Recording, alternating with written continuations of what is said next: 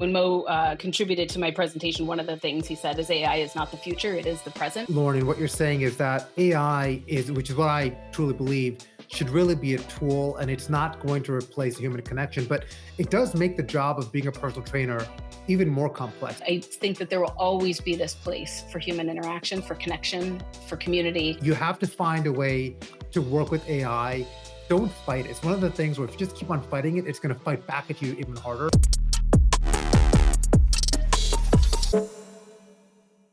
Welcome to this week's episode of Lifts. Mo, Happy New Year to you. Happy New Year to you. We were just talking about this. It's our first but second podcast of the new year. Yeah. I can't believe it's 2025, but it's already going to be a busy quarter. I've got CES coming up this week. I know last year we were there together at CES.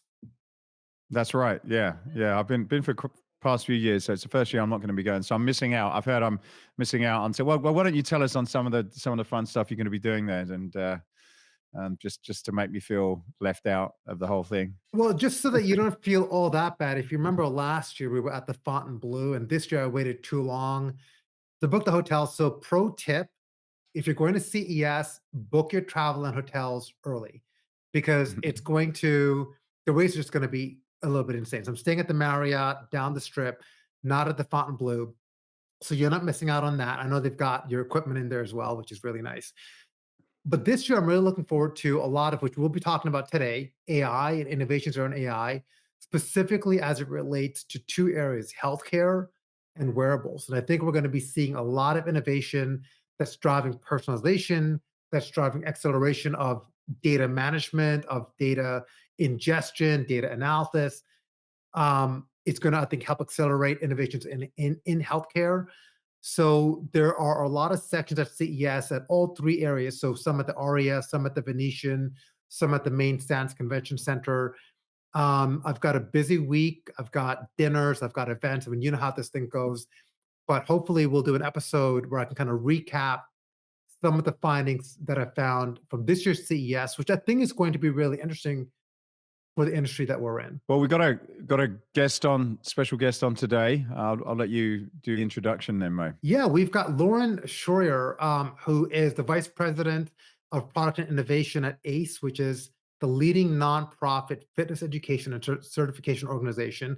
The truth is, most of you listening to this, you know what ACE is, and you've heard of ACE before. So I'm not going to get into ACE specific, but in particular, Lauren is an industry veteran, a thought leader at the intersection of fitness and innovation. She brings an expertise in behavior change, coaching, corrective exercise, and fitness business strategies. She's also a trusted advisor to startups. She shares a forward-thinking insights on how advancements like AI, which we'll be talking about today, are transforming the fitness landscape, empowering professionals to adapt and thrive in a rapidly evolving industry. So Lauren, welcome to Lifts. You and I spoke a couple of times recently. You have me contribute to this keynote, which we're going to talk about today. I'm really glad to have you on, because a question that we get a lot of that we don't talk enough about is how AI is going to impact trainers. And I think there's no one better suited to talk about this than you. So thank you so much for coming on. Well, thanks for having me. This is great. And I really appreciate your contributions to the keynote that I did. Went really well. And you're right, this is an important topic right now. And it is going to have a huge impact on what I like to call frontline fitness professionals, fitness instructors, and personal trainers. So people need to be preparing for it now. One of the things I thought I'd start, hopefully it sort of dovetails into a conversation about AI, but it's certainly, I'm aware of ACE and other education providers like yourselves, and I was just curious, since the pandemic, what are some of the significant changes you've seen from an education perspective, and how do you put some scale to that? Are we still seeing a lot of people coming into the industry and wanting to get trained up by people like yourselves, and if so, what sort of things are they now looking for? Where does personal training sit into that side of things? So, maybe start by giving us a little bit of an overview of some of the changes that maybe we might not be aware of from the trainers and instructors that are either coming in or are existing existingly operating within the industry? Since the pandemic, the world has just changed dramatically. And one of the things that we've seen is that though the access to online education and information has been, you know, tantamount since the 2010s, the trust in it and the reliance upon it has increased significantly since the pandemic, as have other online education providers. People are just much more comfortable saying, oh, I can take an online course and learn what I need to learn and then move on. They don't feel the need to be in person so much. They don't feel the need to interact with an instructor so much. They actually trust that they are able to learn on their own, especially adults. So that's been in a huge shift. The other thing that has shifted because of that, because everything follows the money, right? So everybody is there. You have this shift towards the online education. Well, then the technology that supports online education has grown as well, and so our ability to create new courses faster, to create new courses that have multiple layers of interaction so that people are able to learn in the style with which they're most comfortable. That has all increased. And a lot of that's increasing even more so today because of AI. So AI tools are being created within the education industry so that we can create from one piece of content, we can create multiple different mediums very quickly. So we can get new trends out into the industry faster and within this multiple mediums, where before maybe we just had to write a blog about it and then months later we could get a course about it. Now we can just do all of these things faster. So our ability to serve the fitness community has exponentially changed, and their jobs have changed exponentially. And that's a lot of what we'll talk about today. What people are able to do at home because of streaming services has changed significantly. They come into the gym and then they feel like they have access to all the programming that they need through a large language model like ChatGPT. And so they are like, I don't need a trainer, I just ChatGPT will give me my program. So, where does that leave the fitness professional today? And that's a lot of what we're, shifting our conversation towards is, how do you as a personal trainer understand all the exercise science and be able to program and understand what good programming is, but also understand where your role is adjunct to all of that and how to maintain relevancy as technology continues to change as rapidly as it is today. Just a quick follow-up question on that then. You've been in the industry for quite some A time, little while. before the online world took off, and we're now communicating in a very different way to probably what was done a few years ago. What is this doing for the quality of trainers? And because there's no, from my perspective, having a face-to-face experience and working with a trainer that's worked with a lot of clients and had that real life experience compared to something digital, for me, is a very, very different experience. So what are you saying? What are you seeing that's happening with people that are out there working with clients? So are you seeing that you're having to somehow consider how to fill in that maybe loss of human connection in certain cases with other skills, or are you finding that people are able to figure that out? I'd just be curious to know your perspective on that one. Yeah, I think that is a great question. And it really comes down to a couple of different things. So anyone starting in any new industry is just really bad at it. When you're a novice, whether you came out of Harvard or you came out of a state school or wherever you came out of, you don't know how to apply the information that you've just gained, right? You just out there with a big smile and a piece of paper. And it's really those first months and years of working with a mentor or working within an organization that helps support you, that helps you to rise up. And so the certification is similar. You get your certification, but actually working one-on-one with clients is difficult, and you're learning on the job as anyone is. And so whether you do that online or you do that in a classroom setting, it really can't be replicated until you're in that very dynamic real world space.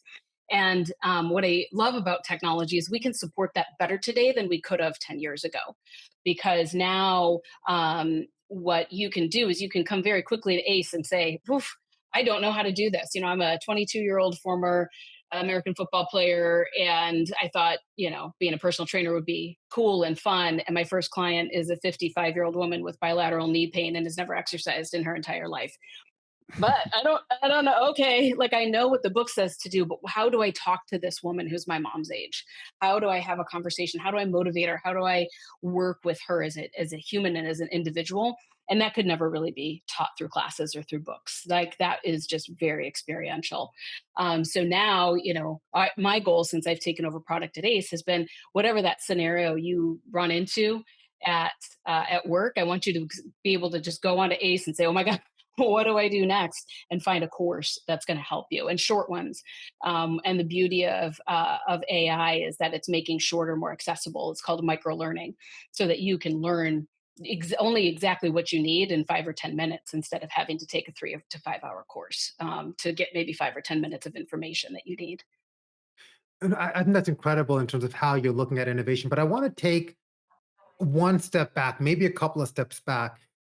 Trainers have had a tough time in the industry, even Mhm. going back before the pandemic. But in so many ways, they are the frontline workers, if you will. They are the people on the floor. When you walk in, if you need a spot, they're the ones that come to help you. Like they serve so many purposes, both in boutique fitness and even in big box gyms.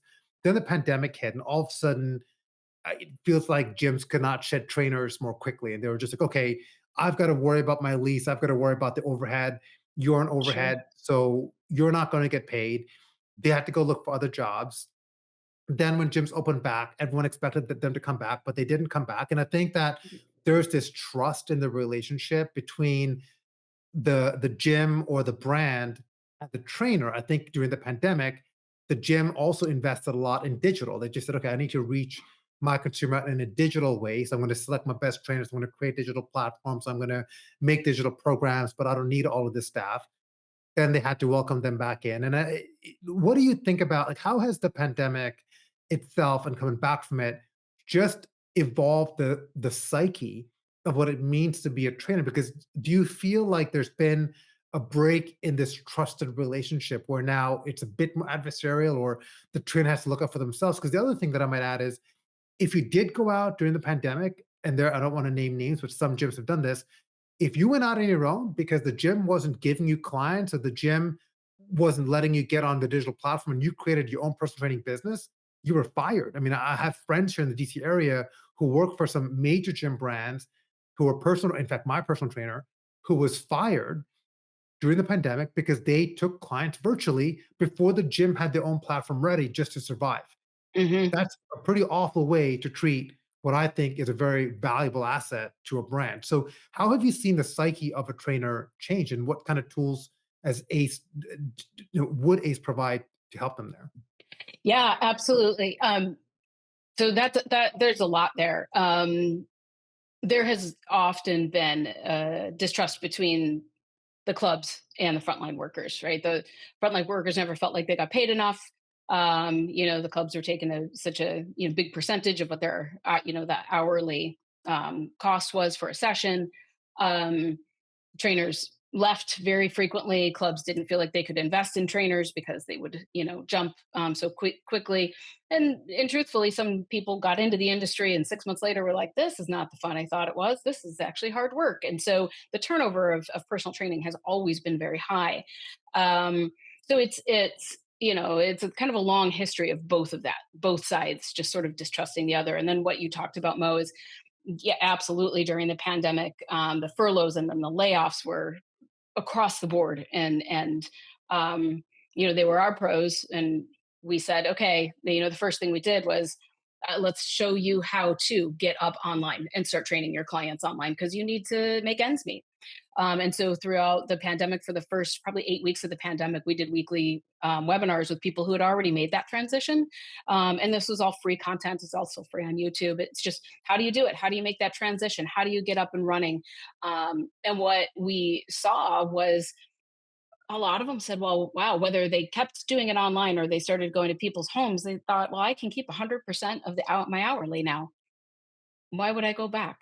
And that's one of the reasons they just didn't go back. Now, keeping those clients, retaining those clients is different work, and we have seen that in the years since. Some people have gone back, or they've gone back part-time because maybe they can keep their smaller book of business, but they need the club to keep feeding them new clients. But they really did. It pushed them to do something that maybe they'd been thinking about in the past and never had the confidence to do, which was start their own business and make that money. So we have seen this huge transition. I think it's always a push pull between the employee and the man, right? So I think that still exists today. And I think because of the emergence of AI over this time period, and the talk about AI replacing the specifically one thing that trainers think is their most important quality, which is programming. Um, I think that increases the distrust because, as you said, Mo, a lot of these folks that, they already have a digital strategy and then they're continuing to build on it in AI, and then trainers are saying, well, where do I fit into this equation? And so that just continues to build on the distrust between the two. Are seated machines slowing your members down?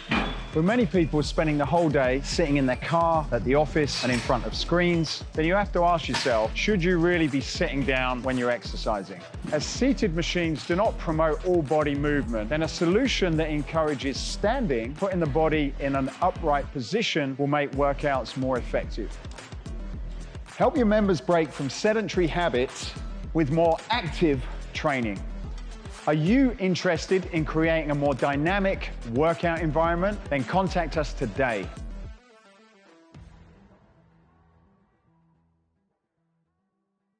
What are you seeing so if you map out the space for us, and me in particular, is where do you see AI and trainers coming together? Because as you said, like I use Chat GPT multiple times a day, every single day, and I continue to be blown away by what it can do and how it's evolving. And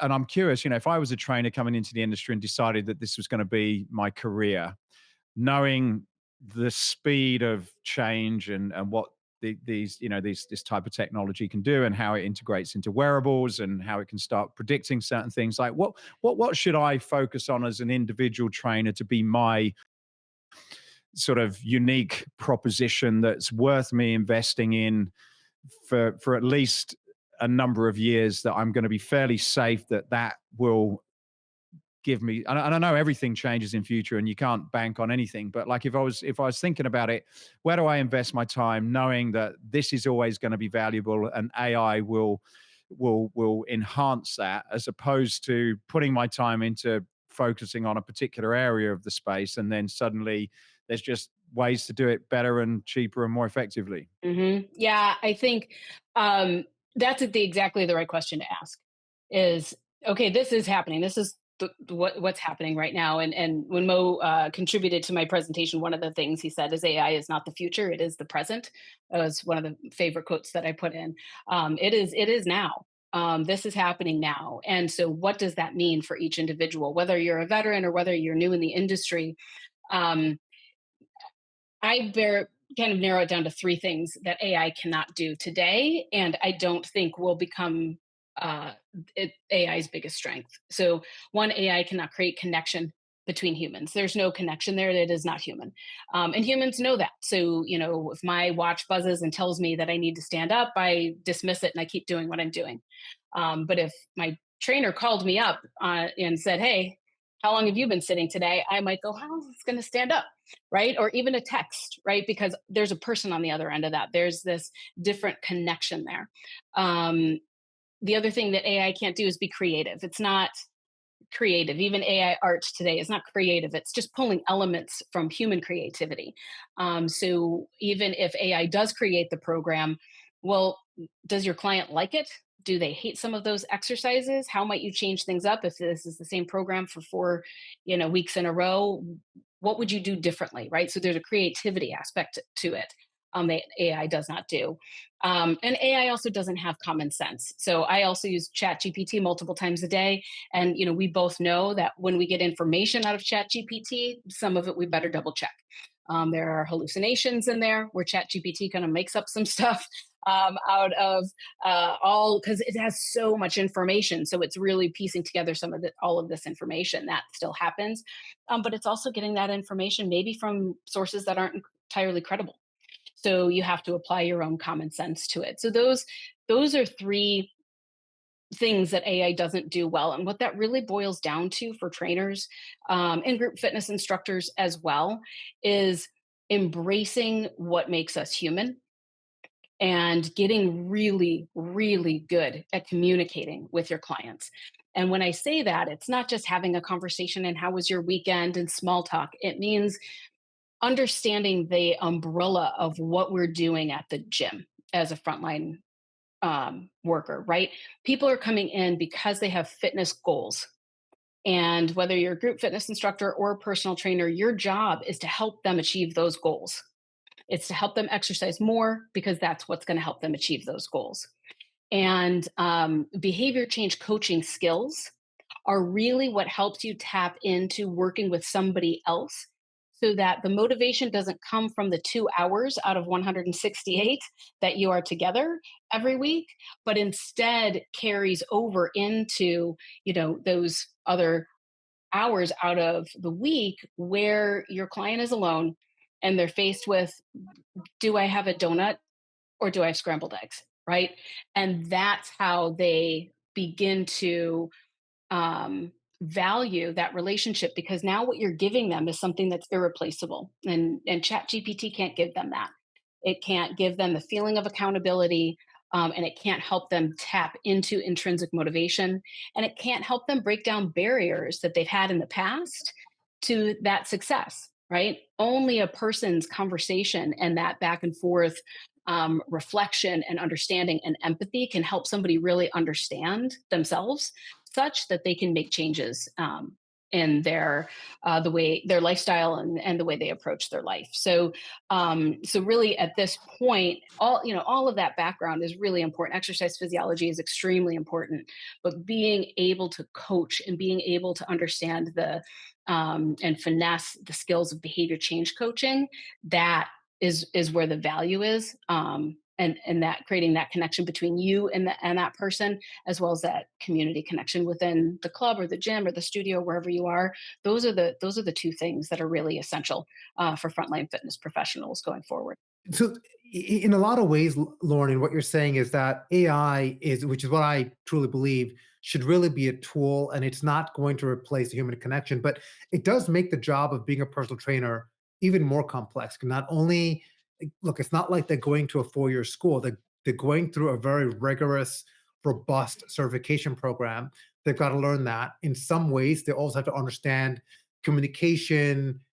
Being a trainer is also a bit like running your own business because you're kind of in control of your own destiny a little bit. Then you've got to manage your comp plan, you got to manage, and now you've got to manage AI. The other thing I would add is not only are you managing how to use AI yourself, but you mentioned earlier in the podcast that your members are going to come in with the training program. They're going to Yep. say, well, I just put this in Chat GPT to give me, a workout program. What do you think? And or if you say something, they may use Chat GPT to question what you're saying. So you're dealing with all these different forces at the same time. If you've got some clubs that are going to implement AI, and it's going to Yep. happen whether you like it or not. And I think one that we actually had a chance to work on earlier this year is Lifetime's new AI model called Lacey, and that was in collaboration with Microsoft, and obviously Microsoft is the largest investor in OpenAI.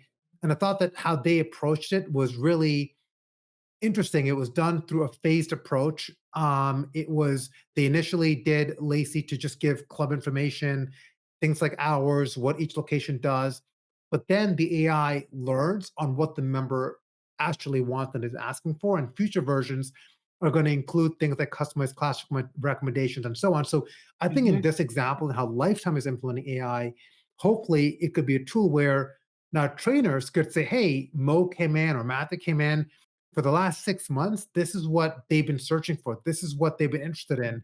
How can me as a trainer be more effective? So instead of me spending the first 3 or 4 sessions getting to know our preferences, AI can help guide us that. And now I can be more effective in my training. I think that is where there's a benefit to the trainers to help be more effective, because the other thing is, as a member, you're paying a lot for a service.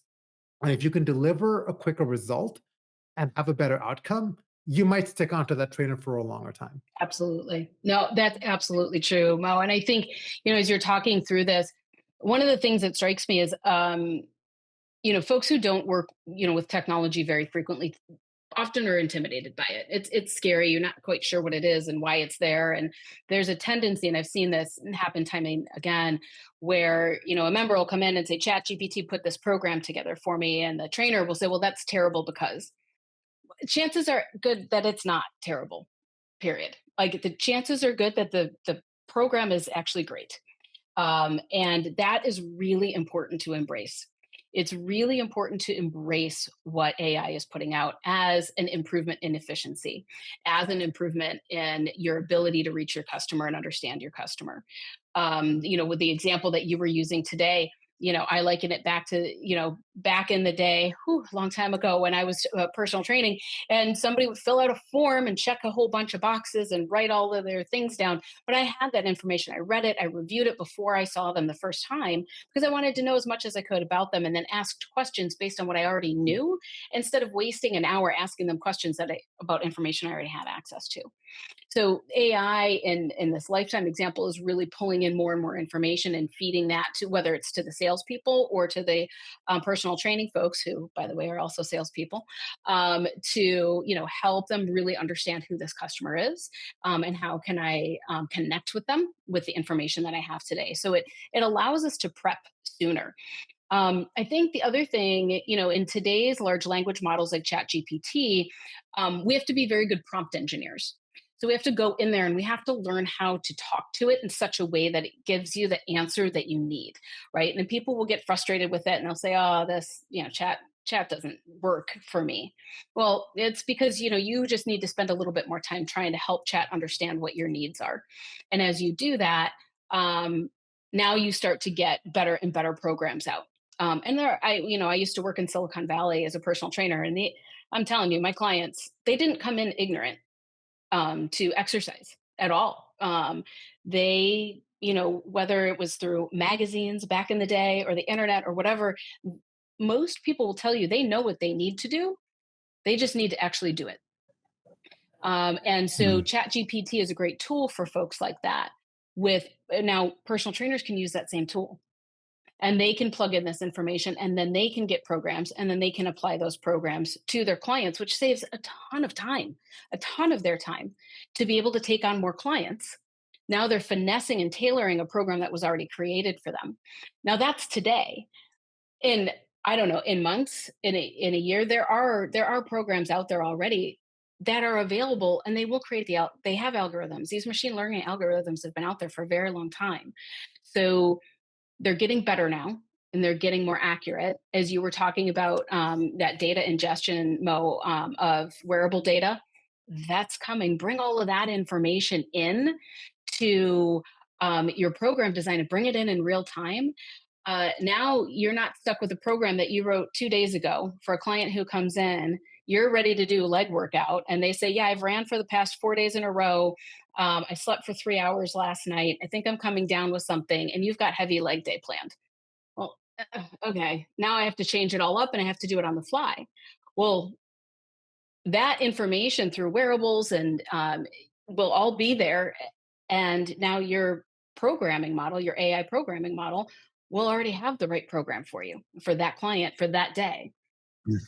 I'm just wondering, I'm thinking, like, you mentioned some of the benefits that the trainer can offer that technology can't, and you mentioned the creativity. I'm just as you're talking, it's getting me thinking about, well, um, you're almost like this sort of conductor of a big orchestra, and if using chat gpt as your own personal assistant, where I guess, the first thing that hopefully, if you educate yourself to a high level, is where to look for information, for the type of information that you need to look on a very, very high level. So while somebody may be looking for a strength program, you're your definition of strength is extremely wide and it has a number of different boxes to it. So throwing in a real specific one, the specificity around strength training or periodization or anything like that, you could probably drop that in, and then chat could give you an even more specific response to that maybe the person that was doing it themselves probably wouldn't have that appreciation. And I'm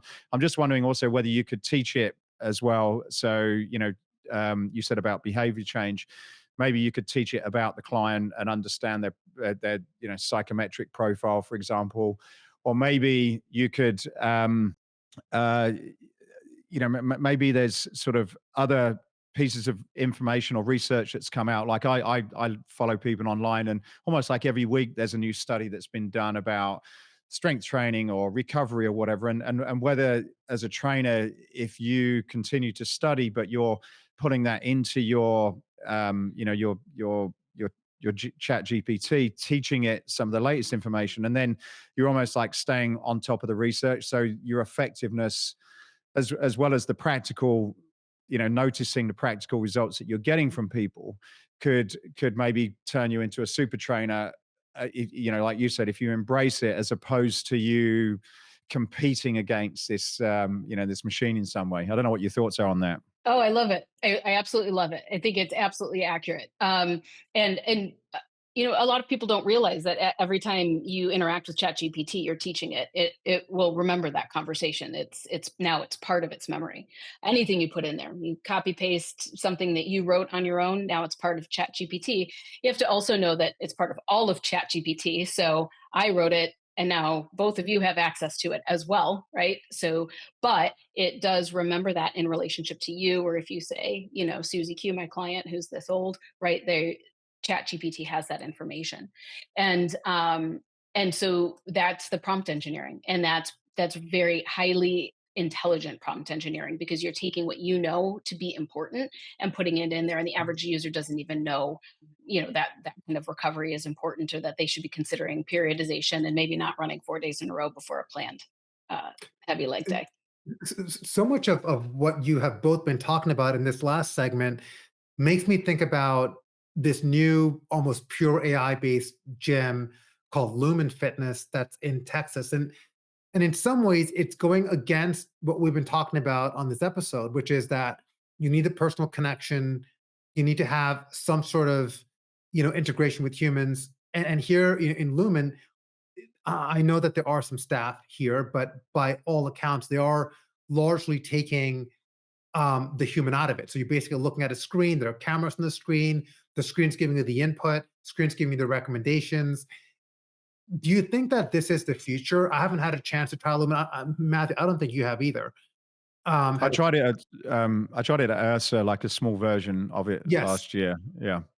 And is this something that you think, Lauren, could help trainers? I mean, are you talking about this at ACE? And what are some of the reaction and feedback that you're receiving on something like this?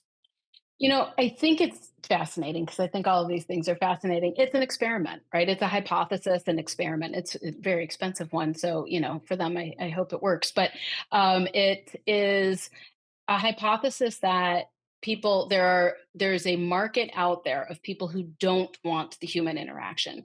And I think that is to some extent true, especially people who are highly personally motivated already. And maybe do want to just show up and have somebody else tell them what to do. They don't want to do the pre-work. They're very busy. They don't want to even go to ChatGPT and ask for a workout. They just want to show up and do the workout. And they want to trust that it's the right workout for them in that moment. And so I think that these things can become very sophisticated and provide that. So I think it's always important to remember that different customers need and want different things. And there will always be a market for human interaction. And then there's a group of people who don't want it. And I think there's also a changing perspective, right? I don't want to call anyone on the phone, right? I'm Gen X. I, grew up with enough technology that I'm proficient in it. I love it. And please don't make me talk to somebody on the phone. Just give me a chat box. And that's how I want to deal with all of my interactions. My dad's a baby boomer. He would like to talk to people on the phone. Okay. My kids, they don't even want a chat box. They want to be able to magically know all the things, right? So it's a completely different expectation, and that's just generational that I'm talking about. And within the generations, we continue to subdivide that.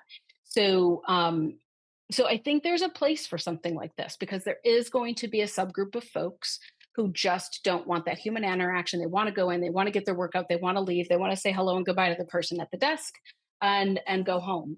But I think that there will always be this place for human interaction, for connection, for community, and that's why I say that those folks who are at the front line in the fitness industry should embrace that because also that's why they're in the front line of the fitness industry is because they already embrace that. They already love to work with people and to talk to people and be a part of a community. So they should really embrace that side of them and cultivate that special experience for those customers who want it. Forward looking, your VP of product and innovation, like what is ACE without giving away any secrets that you can't share, but what are some of the key things that ACE are going to be looking at from a training and education perspective, that is going to be relevant over the few years? Because I think that's also interesting to sort of get a little bit of an understanding of what you're thinking about outside of obviously what we've just discussed. Yeah, absolutely. Without giving away anything proprietary, I'm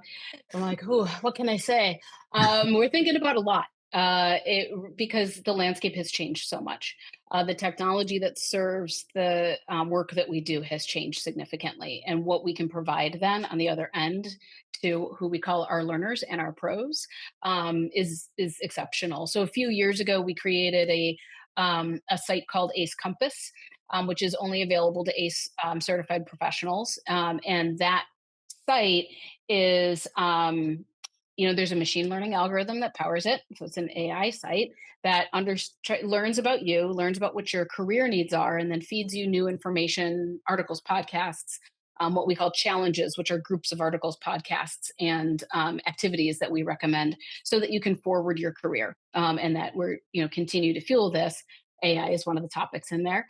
We continue to feed this information so that it's new and it's topical, and people can fuel their career there. So we intend to build upon that.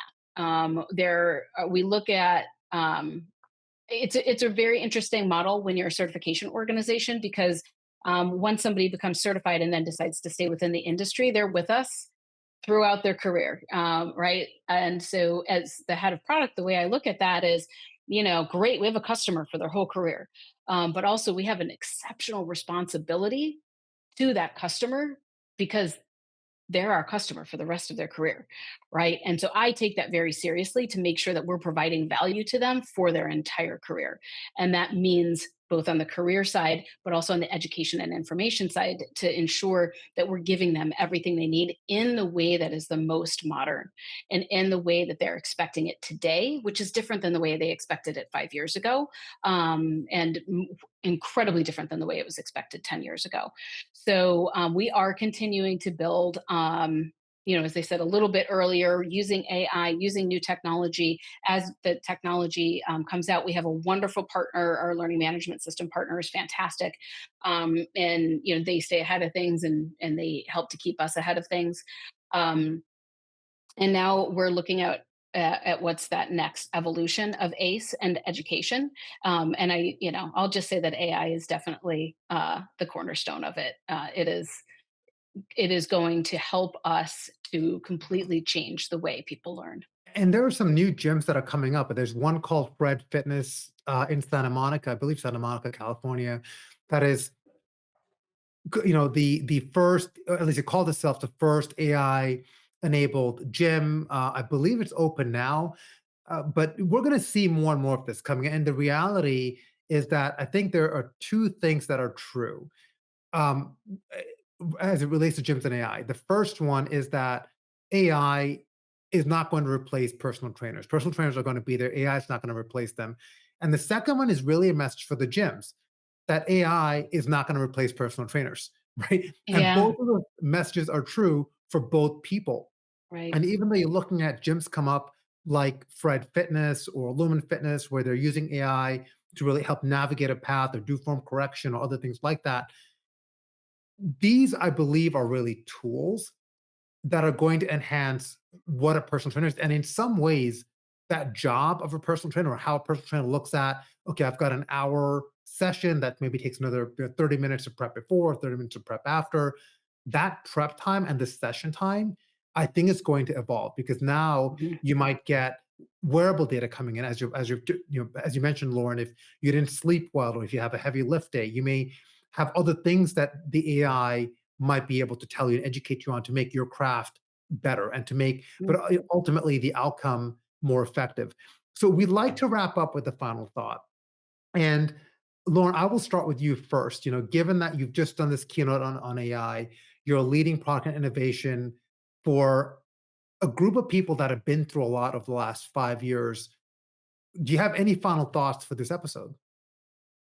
Um, I think you really touched on something important, and I'd like to expand on it. Personal training and group fitness instruction is not going anywhere. These are critical roles in the fitness industry, because the fitness industry has always thrived around community and connection, and it'll continue to do so. And I think that what's essential for the folks who are in the industry today, especially those who have been in the industry a long time and are maybe reticent to embrace AI and all the technology that's coming at them very quickly, whether it's coming at them from their employer or just through outside sources. It's so essential that they take a moment, take a deep breath, recognize their own continual value and the value of the technology, and whether it's AI or anything that's coming at them, recognize the value of the technology and learn how to blend them in their own unique way. And it takes time and it takes intention, but I think that's my thought is to really intentionally integrate AI and technology into the work that you do as a frontline fitness professional. Matthew, any final thoughts? It's been an interesting conversation, and it's AI to me is fascinating. It's just, as I said, like even over the holiday, I listened to a number of podcasts about it, which again completely changed my understanding of what I had in my hand on the phone. I thought I kind of knew quite a lot, and just one little tip someone gave me is like instead of asking it questions, you want to be getting it to ask you questions and almost like flipping the whole thing around, which when I started to do that, you almost got like this high performance coach that's there 24/7 for you. And a lot of times getting clarity of thought and making sure you're doing the right thing. Like if a coach asks you those sorts of things, you're forced to think as opposed to getting someone else to think for you, and that I think that's a real big shift. And so in relation to this conversation, I think for me it's like you got to plan for the next 2 or 3 years is almost impossible because change is happening so rapidly. But what I think is a safe bet is to look at yourself as this instructor of the orchestra. Be a master, as you've referenced, about prompts, because the more you understand how to get this machine to work for you instead of compete with you, the advantage you're going to have over everybody else that's currently using it.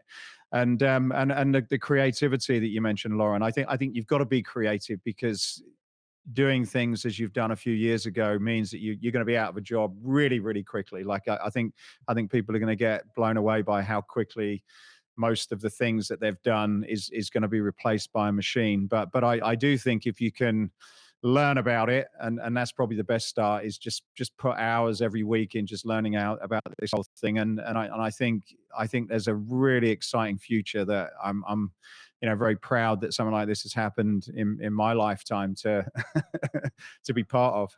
Mo, what's your takeaway? Well, I mean, ChatGPT now is actually the third most popular search engine after Google and YouTube.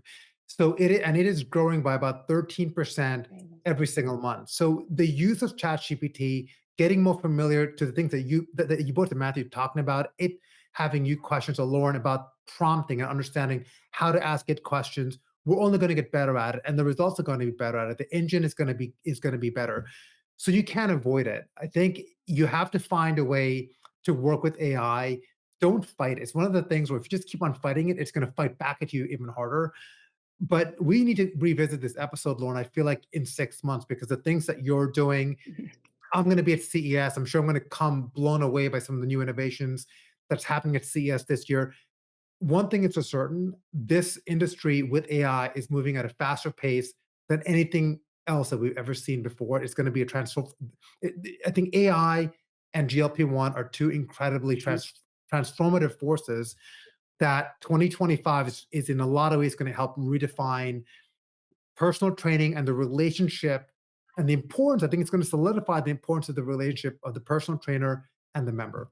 Mhm. Well, Lauren, thank you very much for joining us today and for this thought-provoking conversation. I agree with Mo. I think we should get you back in 6 months and reflect back on what we said today and see how everything's changed.